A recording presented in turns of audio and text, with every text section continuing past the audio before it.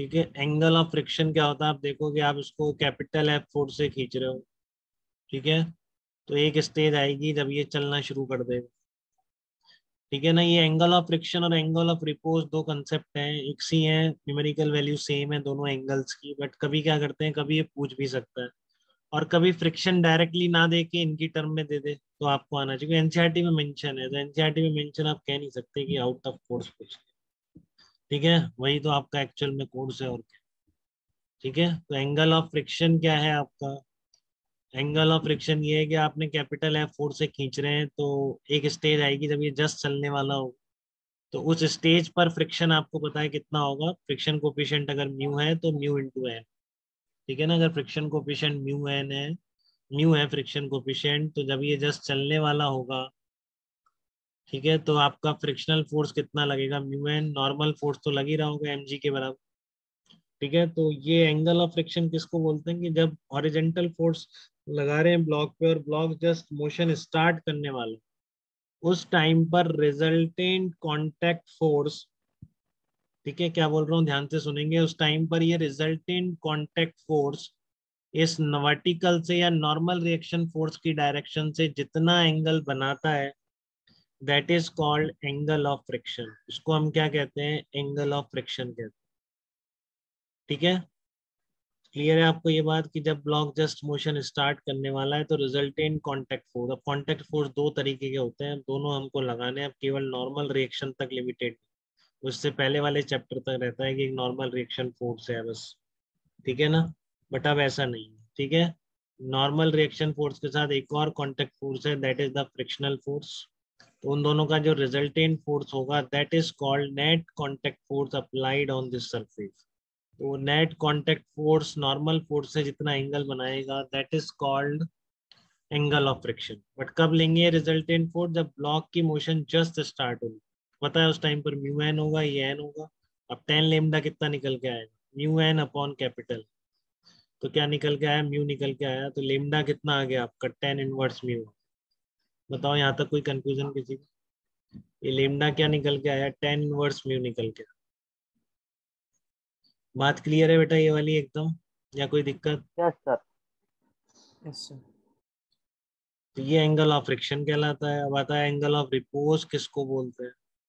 तो angle of repose में भी कोई दिक्कत नहीं है, जैसे कि मान लो आपका ये इंक्लाइन है और आपके पास ऑप्शन है कि थीटा को चेंज कर सकते हैं, ठीक है। तो आप थीटा को बढ़ाते जा रहे हैं, ठीक है, थीटा को आप बढ़ाते जा रहे हैं, तो देखो आपका जो एम जी का कंपोनेंट आता है, एम जी साइन थीटा, वो तो बढ़ता जा रहा है, ठीक है। और जो मैक्सिमम रोकने वाला फोर्स था वो क्या था, mu into N, maximum possible frictional force, तो वो कितना होता है, mu M G cos theta.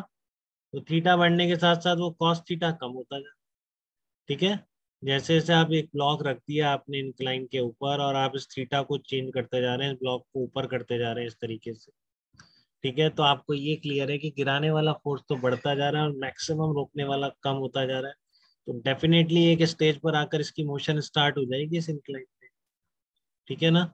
तो जस्ट उस यस इंस्टेंट पर यस। जबकि मोशन स्टार्ट हो जाती है, ये जो वेज एंगल है आपका theta, that is called angle of repose. तो आप ध्यान रखिए वहां पर आपका लिम्डा कितना आया था, टेन इनवर्स म्यू आया था, ठीक है ना। एंगल ऑफ फ्रिक्शन सरफेस पर जब आपको निकालना था कितना आया था, टेन इनवर्स म्यू आया था, ठीक है।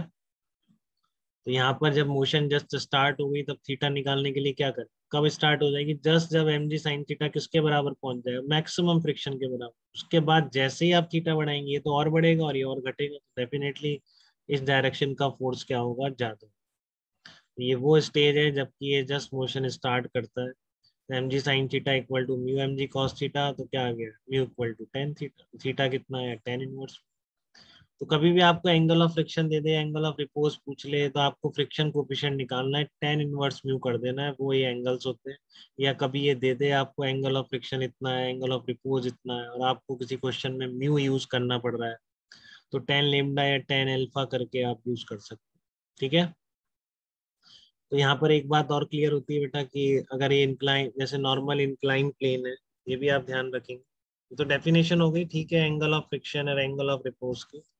बट मान लो ये नॉर्मल इंक्लाइन प्लेन है आपका थीटा एंगल पे, यहाँ पर आपने एम मास का ये ब्लॉक रख दिया, ठीक है, तो ये मोशन स्टार्ट करेगा या नहीं करेगा, ये आप कैसे डिसाइड कर सकते बताइए?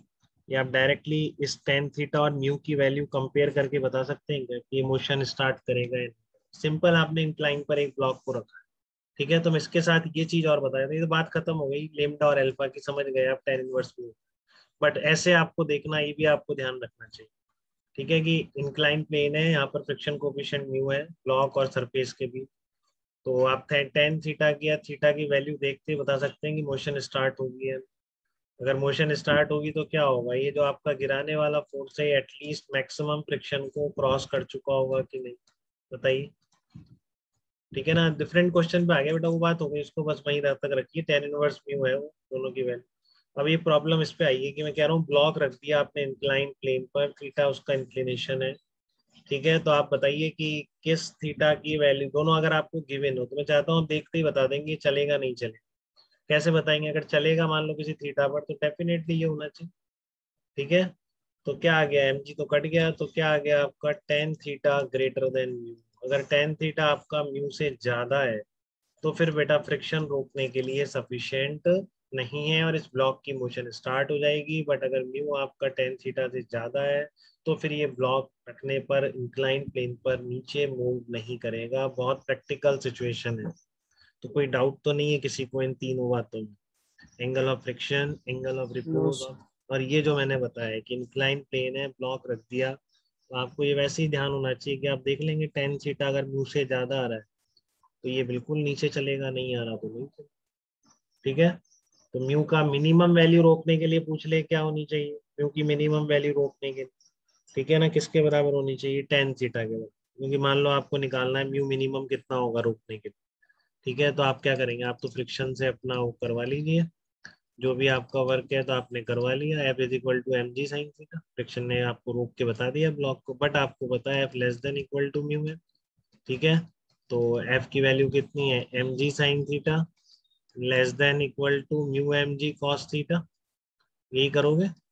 और फिर क्या करोगे इसको, ये आ जाएगा mu is greater than equal to tan theta. तो जब तक म्यू टेन थीटा है, मिनिमम वैल्यू रोकने के लिए, ठीक है ना, मिनिमम, इससे कम होगा तो नहीं रोक पाएगा। म्यू मिनिमम कितना आ रहा है आपका, टेन थीटा, तो कम से कम टेन थीटा के बराबर रहे, कैसे भी देख लीजिए, डिफरेंट डिफरेंट सिचुएशन मैंने आपको बता दी, ठीक है।